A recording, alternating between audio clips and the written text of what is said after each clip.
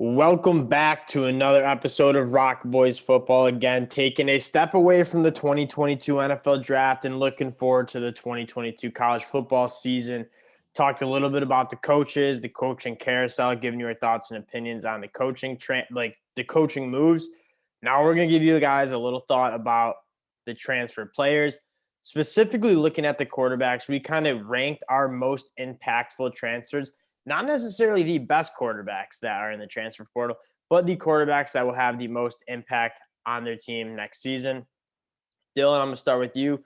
Quinn Ewers cracks the list at number one. Haven't really seen much of him at the college level, but tell us why you are so high on this kid moving over to Texas.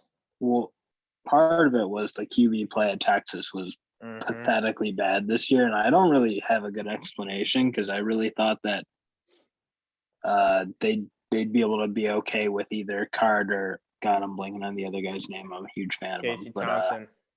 Yeah, I thought one of them was going to be able to step in there and be solid, but really bad play out of them with some talent on the offense with Bijan, Xavier Worthy, and some others. So I think if you just come in and get something close to what Quinn Ewers is supposed to be, you could see a massive realignment in Texas offense. I mean, this guy is the most hyped quarterback we've seen, maybe even more than Trevor Lawrence. And this guy's got arm talent for days. You watch him at the Elite 11s. Yeah. He just absolutely spins it. And what you said, he's going to have some serious talent to work with as well. Xavier Worthy was one of the best, if not the best true freshman in the country last year. One of the best returning wide receivers in the country, along with probably the best returning running back in the country in Bijan Robinson. Add Jaleel Billingsley, who really thrived under Coach Sark at Bama. Hopefully kind of unlocks his potential a little bit more at Texas. That is some firepower on the offense side of the football. And what you said, if they could find a quarterback who can contribute, not even contribute, be a star with the talent around him, that Texas offense is gonna make some noise in the Big 12. Moving down the list is Spencer Rattler.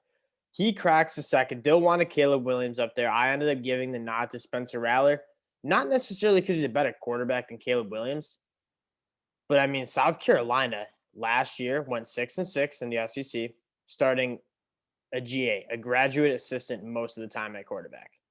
I mean, their quarterback play was disgustingly bad, but they had a decent running game, some decent talent at wide receiver, and a pretty damn good defense. Bring in Spencer Rattler, who just 12 months ago was being talked about as the 2022 NFL Draft first round pick, first selection overall. The dude still has a lot of talent. It just kind of went downhill at OU.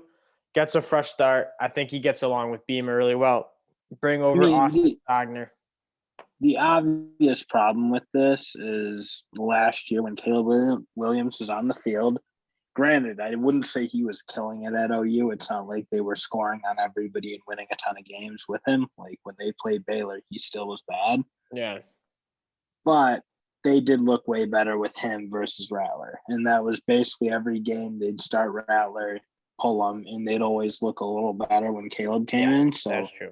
I'm not necessarily arguing. I think that's the obvious issue with and I get the fit and whatnot, but not like USC was killing it at quarterback with Slovis and Dart combo and not being able to figure it out who was the guy. So I just kind of think, and it's tough because obviously the level of quarterback play at South Carolina was basically high school. It was so bad. They could only run it. And I mean, it showed their offense really didn't score. So reunite Beamer and Spencer, and maybe you get a little magic. I mean, I still think Caleb Williams does immediately turn. Going back with Lincoln Riley does immediately probably put USC close to the top of the Pac-12. A weak Pac-12 this year, though. Not if Pac-12 had any good teams, they probably wouldn't be, but they don't. The fans in South Carolina have to be excited though to see.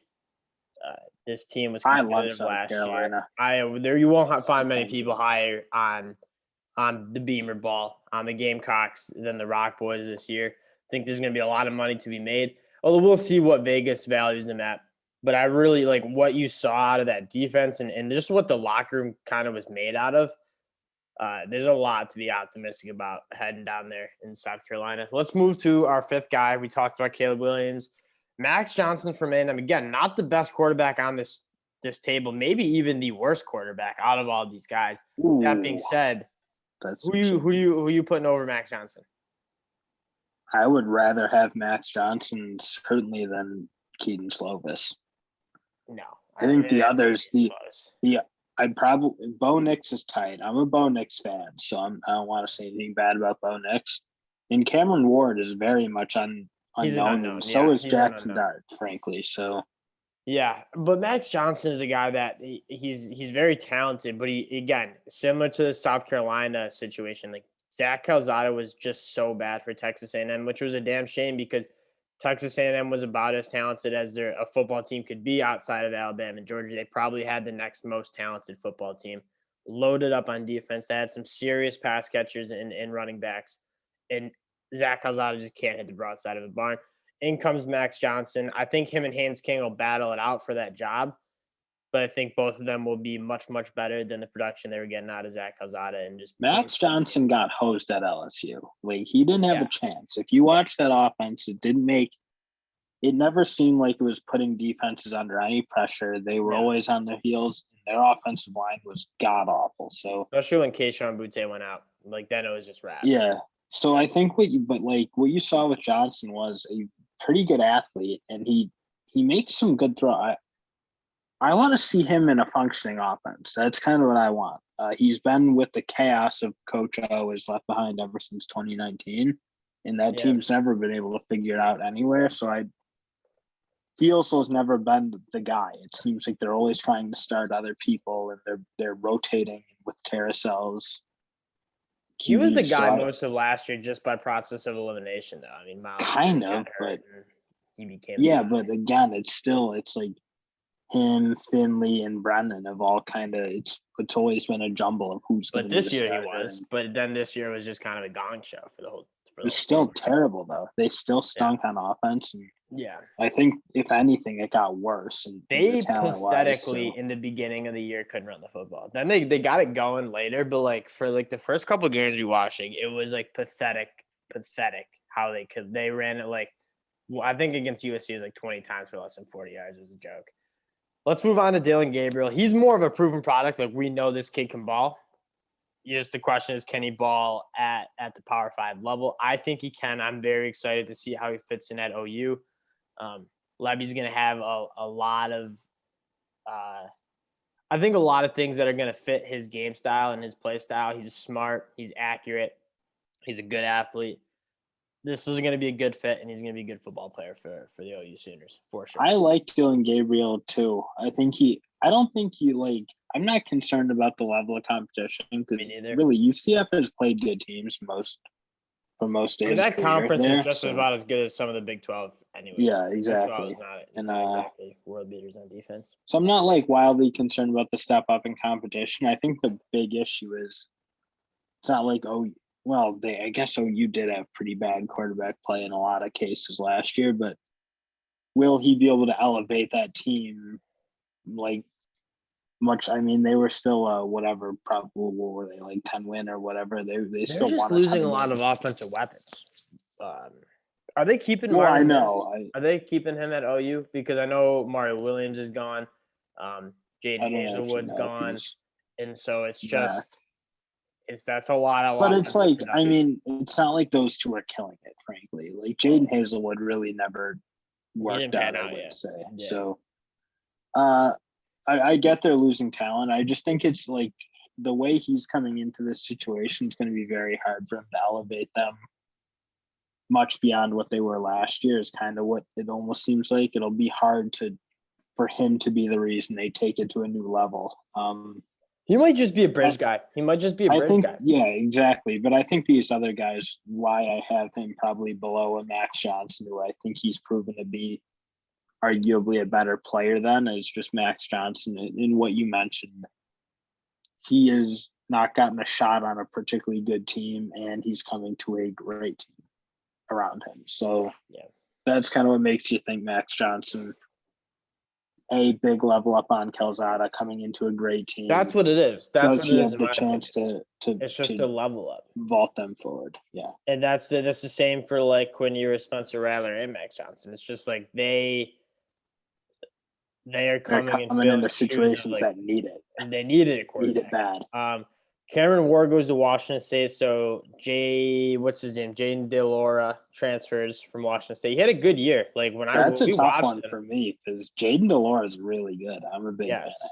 but he's transferring. I think he had some he's been bad on off the field issues for a while now, for most of his career. He goes to Arizona, which is he could have made the list, to be quite frank. Arizona they're cooking something up down in the Pac-12. I think give it a few more years. That being said, Cameron Ward largely like you don't really know, especially with guys transferring from the FCS, and it was like pretty low level FCS football at Incarnate Wood. Like, turn on this guy's highlight tape, and you can see why he's a top 5. He can flick the wrist and send that ball away. He's got a cannon. There's He's something big, to he's him. strong. He's an athlete.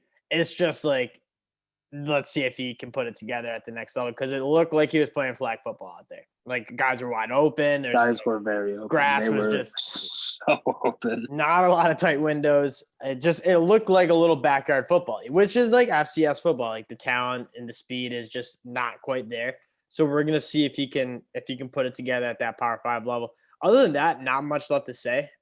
It's just he's gonna be a guy to watch, 100%. That's tough spot too. Like they're kind of trying to get the foot back on the cart back on the track, if you will, with the loss of Rolovich. Finally got that one, yeah. Jackson Dart going from the West Coast down to Ole Miss and Lane Kiffin, bringing his tight end Michael Trigg. One of the more exciting. You guys know I'm an Ole Miss fan. I think it's going to be a very, very good experiment to see how well you can build a roster and a team through the transfer portal, because they're going to have about 8 or 9 guys who are going to be significant contributors, if not starters, on that team from the transfer portal, including their quarterback Jackson Dart, who I expect to win the job. I haven't seen that much of him. I liked what I saw. Again, it was really choppy. They were doing like 2 drives with him and Kedon Slovis. Yeah, that's so stupid. Not a huge fan of that. But he was a guy that like he might have just gone under the radar in the recruiting process, because he went from like outside the top 200 to inside the top 100 within 1 year, after just absolutely lighting it up his senior year. He's got a very, very good deep ball. I'm sure Lane Kiffin's going to be able to dial up some nice plays for him. Maybe get him going with Braylon Sanders down the field. But don't you see, I mean, for me, again, the problem goes back to, is he vaulting that position forward? Like, definitely not. Like, Matt Corral did. He's just going to hope to keep it there. Yeah, he's going to hope to keep it there, 100%. Which is like, I don't want to say that's not an impact, because if they didn't bring in a guy to replace Matt Corral, you could see that team take a bit of a dip. That guy was not good. Oh, you're hating. I think Altmaier's gonna be a decent quarterback someday. He'll probably transfer. Did he transfer yet, or is he gonna fight it out? I didn't hear he transferred, so he's probably. Yeah, I don't know. I imagine. Like, it seems like this is Kiffin's guy.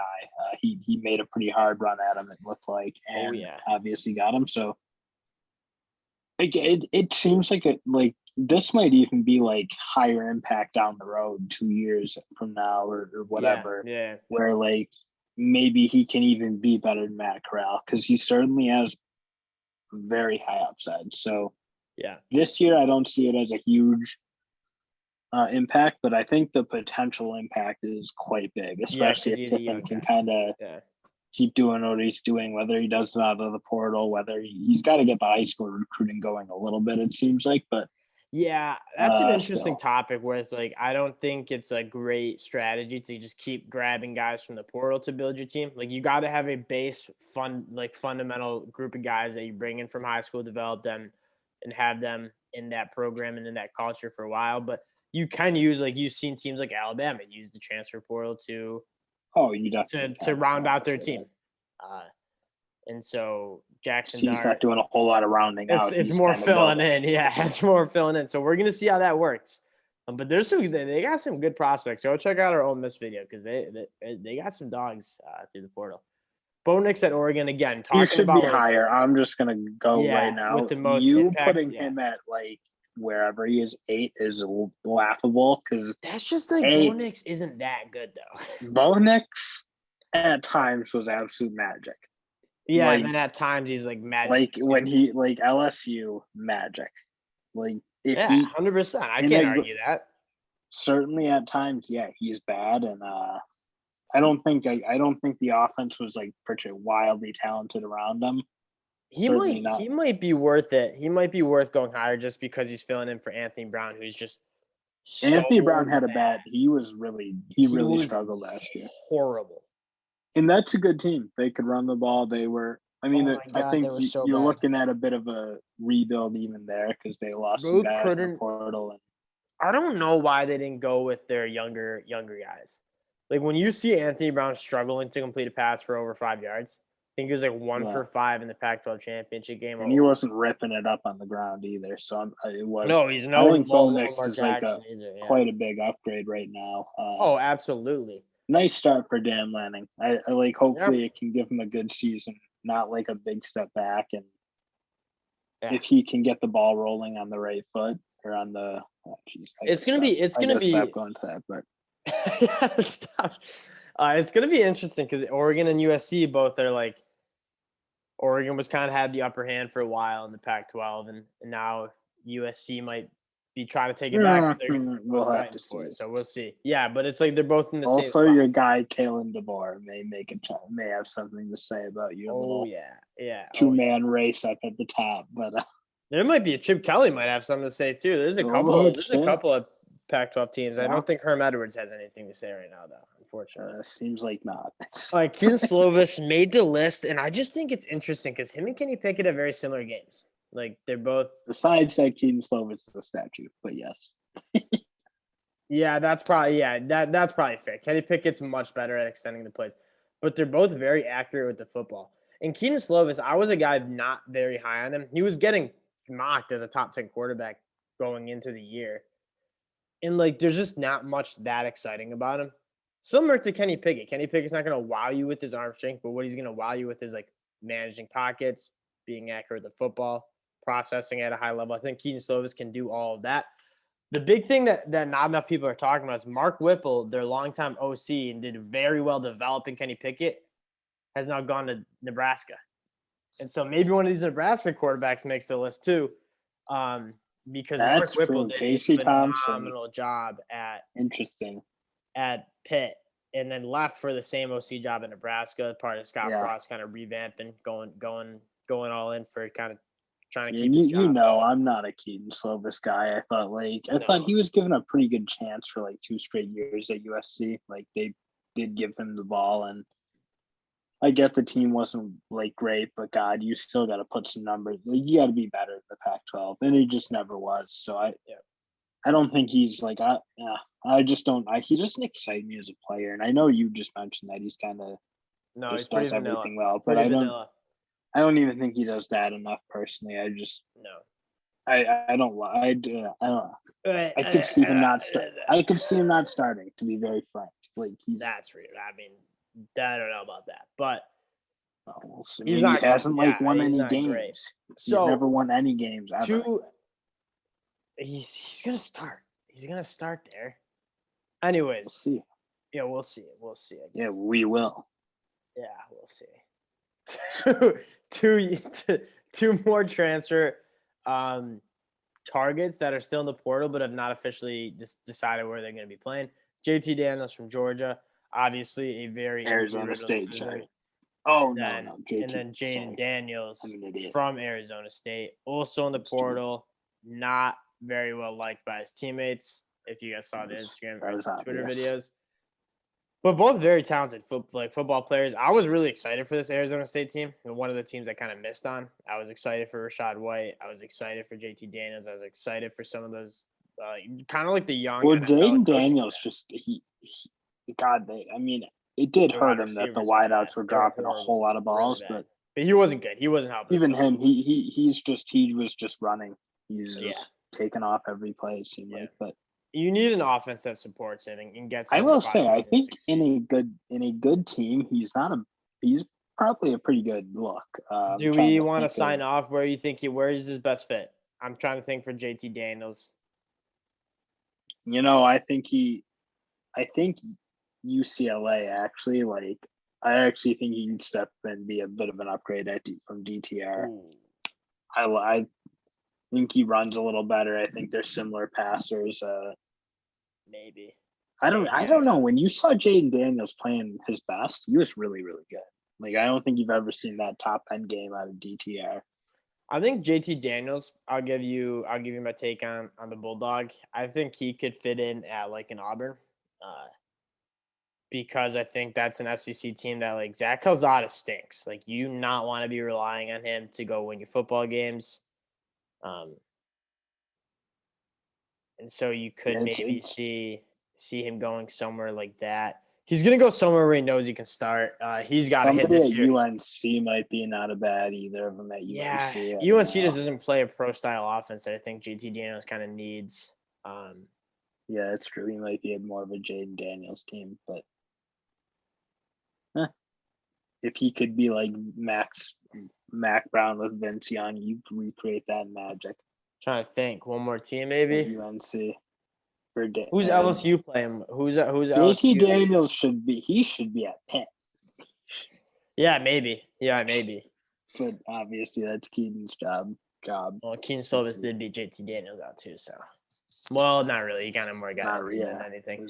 Anyways, now we're just rambling. Thank you guys for rocking with the ROC Boys as usual. We'll be back with our running back transfers. This is a position I'm very, very excited for. I spent a lot of time watching some of these running backs. Shout out Jahmyr Gibbs. Shout out Jahmyr Gibbs for sure. He'll be at the top of the list. That's a little spoiler, but we'll let it slide. Anyways, appreciate you guys. We'll be back later with more content looking at the 2022 college football season. Peace, y'all.